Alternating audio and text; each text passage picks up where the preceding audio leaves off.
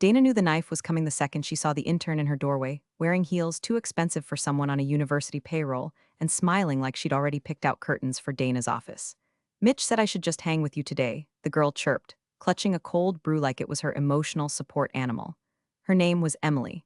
She had pastel nails, a wrist tattoo that said breathe, and the oblivious confidence of someone who'd never seen QuickBooks crash 10 minutes before an audit. Dana smiled back, tight-lipped, professional, the way you do when your gut knows it's funeral day but no one's told the corpse yet. She motioned to the empty chair, watching Emily plop down like it was her throne. They'd given Dana the intern. That was the tell, not the fewer meeting invites or the sudden quiet on email threads, where she used to be CC'd on everything from vendor approvals to coffee orders. Not even the way the CFO, Mitch, the human equivalent of a Bluetooth earpiece, had stopped making eye contact in the hallway. No, this was it. Emily was the ghost of replacement future, and she'd arrived bearing spreadsheets and big ideas. Now, if you're one of the 97% listening to this and haven't hit that subscribe button yet, maybe think about fixing that. It keeps us caffeinated, keeps stories like this alive, and honestly, it makes the whole team feel like someone out there's watching. And that's not nothing.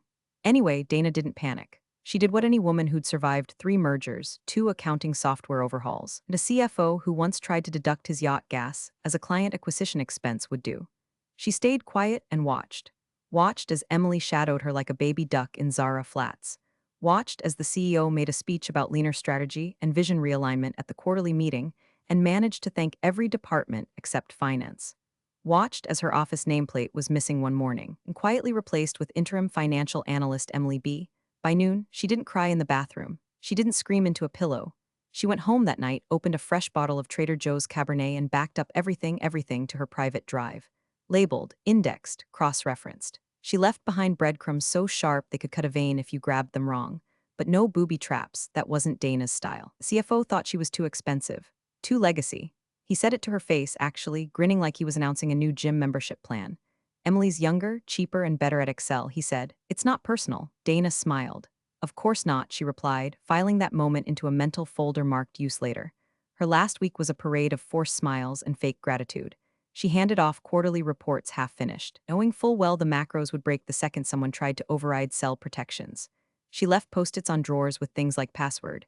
Still working hard and watch column G, formulas twitchy. And then she walked out. No fireworks, no grandstanding. Just a cardboard box, a small plant, and a silence that hummed louder than a scream. They thought she was gone. They didn't know Dana. They didn't even have the decency to wait until Friday. Dana was halfway through reconciling a supplier discrepancy when Mitch knocked twice and swung her door open without waiting for a response, because of course he did. He had that scent about him, Axe body spray layered over cowardice. Behind him stood an HR rep holding a manila folder like it was a newborn she didn't want. Dana knew right then this wasn't a meeting. It was a burial. Hey, Dana, Mitch said, voice syrupy and fake as a diner maple packet. Mind if we chat real quick? She didn't flinch. Just minimized the spreadsheet, straightened the corner of a ledger, and gave him that look, the one she'd patented across 2 decades of babysitting executives who thought tax code was optional. HR sat. Dana didn't offer coffee.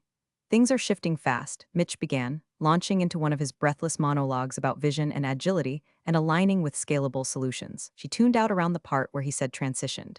That's the word they always use when they're about to staple gun your job to someone younger and whiter. We're transitioning you out of your current role. Not firing, not letting go. Transitioning, like she was molting. Then came the kicker. We've brought in someone new, he said, oozing pride. Emily. Fresh MBA, dual concentration in finance and digital systems. She's going to bring fresh eyes to the operation. Fresh eyes? Like Dana had been navigating the books blindfolded for 17 years. Like she hadn't kept this place afloat during a supply chain collapse, 2 audits, and that whole incident with Mitch's accidental crypto investments. Dana smiled. A small, strange smile that said, you boys are about to learn algebra without the calculator. Her office was reassigned by 3 p.m. They didn't even give her a chance to clean it herself, just had a facilities guy box everything up and leave it by the elevators. She found her piece lily wilted from neglect, a metaphor too on the nose to even laugh at. Her work laptop was repossessed midday. 1 second she's emailing a vendor rep about a backlogged invoice. Next, IT is standing behind her chair like mall cops with a deactivation notice. Sorry, protocol, the guy mumbled, not meeting her eyes. Dana handed it over like a loaded gun. Better hope Emily knows the difference between a pivot table and a panic attack, she muttered. The HR woman tried to walk her through the transition packet. Dana flipped through the pages without reading. Severance math, Cobra coverage, some post-it scribble about exit interview availability. Like her opinions still mattered. She was told to hand off the open reports by end of day. So she did, half finished. Unlabeled tabs, conditional formatting turned off. Just enough ambiguity to require follow-up, but only if someone knew what they were even looking for. No warnings, no red flags, no handwritten memos explaining vendor codes or the dark art of decoding import duties buried in foreign invoices. Dana walked out with nothing but a coat draped over her arm and silence in her wake. But silence can be loud. And in that silence, she left behind just enough ghosts to haunt the place. Emily came in swinging like a toddler with a lightsaber, loud, messy, and fully convinced she was saving the galaxy. Day one, she was already hosting a team huddle in Dana's old office, now stripped of its calm, neutral tones, and soaked in whatever manic pixie Pinterest disease she'd contracted from her sorority days. There were motivational prints on the wall, boss babe mode, activated, and some kind of Himalayan salt lamp she probably bought because a podcast told her it clears digital energy. The staff played nice. They always do at first, even when Emily renamed the shared drive folders with cringy acronyms like FAB, Finance and Beyond, and started using Slack GIFs to react to invoice errors. But behind the smiling, nodding, love the energy, faces was the same old machine, one that Emily didn't understand and wouldn't admit she couldn't. Instead, she leaned hard on Dana's spreadsheets. She'd click through formulas she didn't write, trusting autofills without verifying the source cells. There were tabs Dana had built that linked out to archive directories, some even requiring legacy login credentials Emily didn't have but never bothered to ask about. And the CFO? Mitch was on a victory lap. He practically dry humped the whiteboard during the first post-Dana financial update. Look at that. Processing time down by 30%. Labor costs shaved by nearly 18%. This is the future, people. What he didn't mention was that Emily had just pushed through a batch of vendor reports using last quarter's formatting, data that hadn't been fully reconciled. Numbers looked tidy, but they were rotten underneath. Meanwhile, Dana was not watching, not technically. She was at home, reorganizing the spice rack alphabetically, buying birdseed, watching Judge Judy reruns with the volume too loud.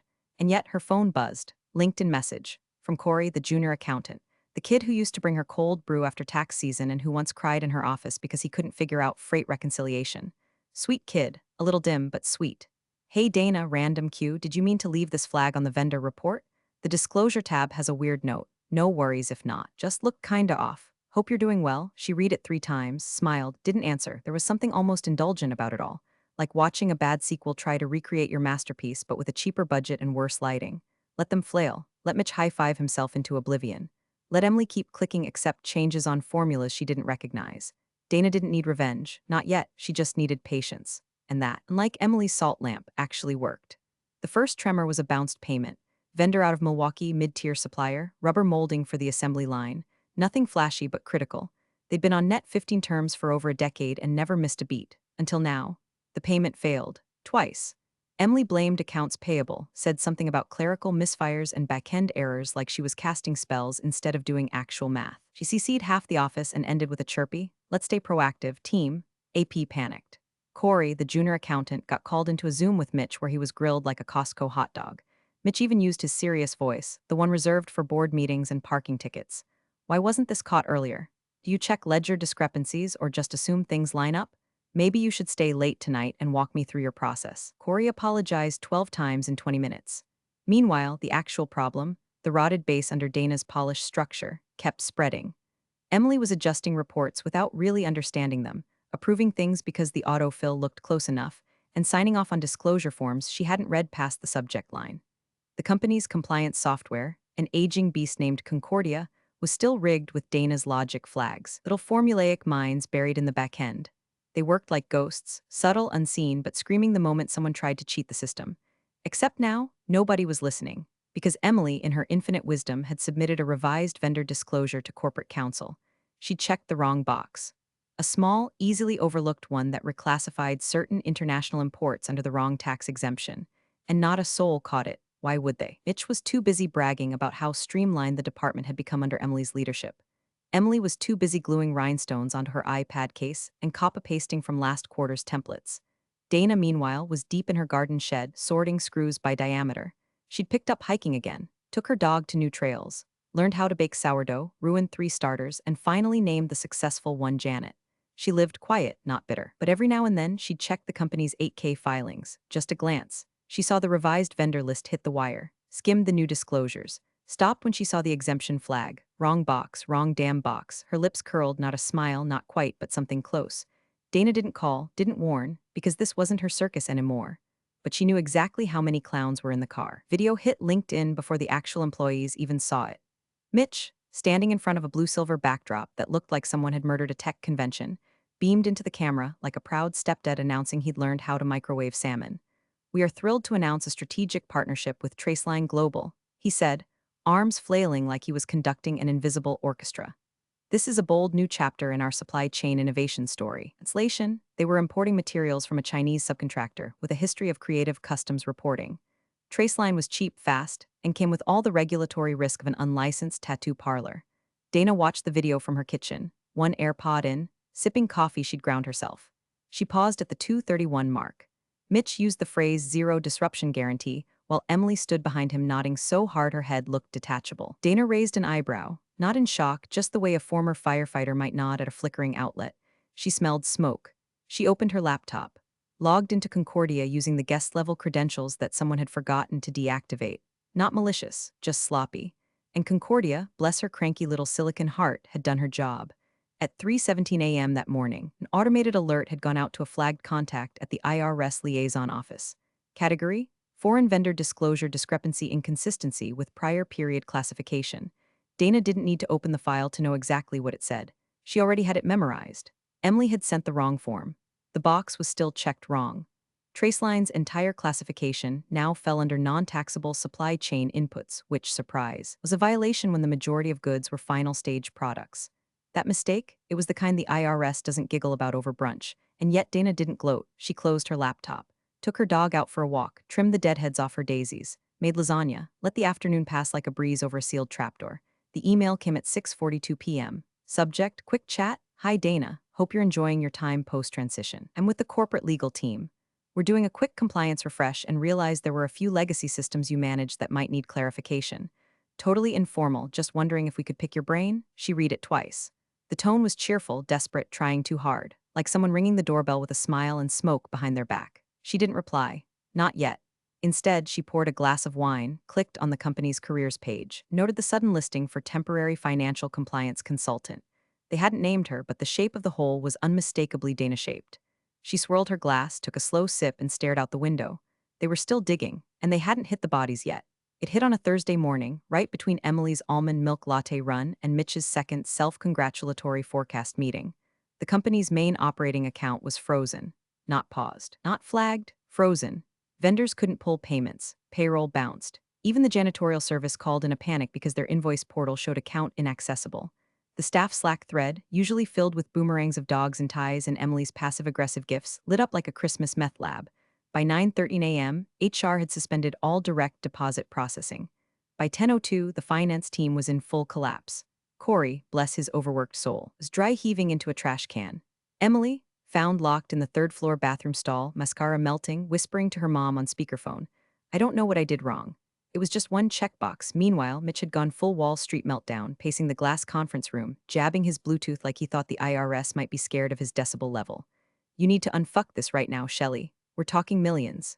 Millions stuck. "I can't pay the damn snack vendor. We have a trail mix emergency, Shelley."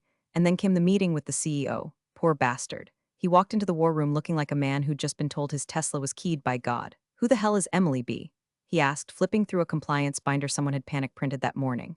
"Why is she approving Form 10 to 77D? Doesn't that require a second sign-off?" Mitch blinked. "She's, our controller." "No, Dana is the controller," the CEO said flatly, "or she was.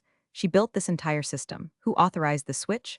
Mitch stammered something about modernization and synergizing growth touchpoints. The CEO didn't respond, just looked out the window like he was fantasizing about jumping through it. Meanwhile, several states away, Dana was folding laundry. The second email came through. This one didn't dance around the issue. From Melissa H., Executive Assistant to CEO. Subject: urgent request callback needed ASAP. "Hi Dana, hope you're well. Mr. Landry would really appreciate a brief conversation with you regarding some time-sensitive developments in the finance team. Please let us know the best number to reach you on today." She stared at it for a moment, put down the towel, walked to her porch, sat in the sun. She didn't smile, not yet, but she did finally reply, "Happy to talk. I'm free after 1 p.m. Just a heads up, I bill by the hour now." And somewhere, inside the charred ruins of Mitch's ego, a tiny ember flickered out. The click of Dana's heels down the hallway was the loudest sound in the building that morning, louder than the broken silence in accounting, louder than Mitch's office door slamming shut the moment he caught a glimpse of her reflection in the vending machine glass. No badge this time. No awkward smiles at reception. Just a guest lanyard that read crisis consultant in courier font, like the printer knew how to whisper revenge. She didn't bring a laptop, didn't need one. All she brought was a legal pad, a pen, and a face so neutral it made Switzerland look hostile. Emily was already seated in the glass conference room, shoulders drawn up like a turtle without a shell. Her mascara was lighter than usual. Her boss babe notebook sat unopened in front of her. Dana paused in the door. No smile, just a tilt of the head. The way a wolf looks at a wounded deer it doesn't need to chase. Hi, Dana, Emily mumbled. Dana nodded. Let's get started. The CEO's assistant scrambled to pull up access credentials. Dana didn't even flinch when she saw her old folders, mangled, renamed, files duplicated, some even missing date stamps. Amateurs. Pull the vendor disclosure Emily submitted 2 weeks ago, she said, tone calm as a still lake hiding sharp rocks. Emily tapped keys, fumbled the mouse, opened the wrong file, tried again. Dana waited. Finally, it loaded. Right there, she said, pointing to a single cell. Box 14B, tax exemption for intermediate goods. Checked. But Traceline Global didn't ship intermediates. They were sending finished products, tariff-eligible. The mistake reclassified over $3.8 million in taxable inventory as exempt. It was like telling the IRS you grow your own cocaine but forgot to check the legal box. Dana tapped her pen once on the table. That, she said softly, is where it all started. No one spoke, not Emily, not the CEO. Certainly not Mitch, who was working remotely for the foreseeable future, translation, hiding under his desk at home, probably Googling white-collar plea deal. Dana printed the document, slid it into a manila folder, and reached into her bag, pulled out a sticky note. In tidy, looping handwriting, she wrote, didn't read before signing, huh? She stuck it right beneath Emily's signature. Then she stood. I'll need full access to the shared drive. I'll review everything from Q1 to now. Also, you'll want to get legal on standby. The CEO just nodded, his eyes fixed on the floor like it might explain how they got here. Dana didn't gloat. She didn't need to. She was billing $275 an hour. And every second ticked like a metronome on Mitch's downfall. The building changed after that. It got quieter, like the air itself was trying not to draw attention. Meetings were shorter, laughter rare. Even the guy from facilities stopped whistling in the stairwell. Nobody was sure who was being watched anymore, only that someone was. Within 48 hours of Dana's return, internal legal launched a formal review. Not a fact-finding exercise, not a routine sweep. A full-blown who signed what and when forensic crawl. 2 days after that, external auditors arrived. Not the usual polite ones from the Midwest who ate whatever donuts were in the break room and asked for access like they were borrowing a lawnmower. These ones came in black slacks, grim faces, and rolling suitcases full of NDAs. Big firm, DC, based, spoken acronyms and legal precedent. They set up in conference room B and didn't come out for 6 hours. When they did, they were holding binders labeled quarterly transfer irregularities and international vendor anomalies. The next morning, Mitch was gone. Official email said administrative leave. Word around the break room was he'd tried to explain the error chain to the auditors and got chewed up like an unpaid intern in a boiler room. Apparently, he'd blamed Emily, blamed AP, and even, in a final desperate move, tried to suggest Dana's old system was outdated. That went over about as well as a fart at a baptism. Emily, she got time off to regroup, which is HR's soft little euphemism for go home and cry into your degree while we figure out how to fire you without triggering a discrimination lawsuit. She cleared her desk on a Thursday, left behind a reusable water bottle with CEO in training in sparkly script and an unopened copy of Lean In. No one said goodbye.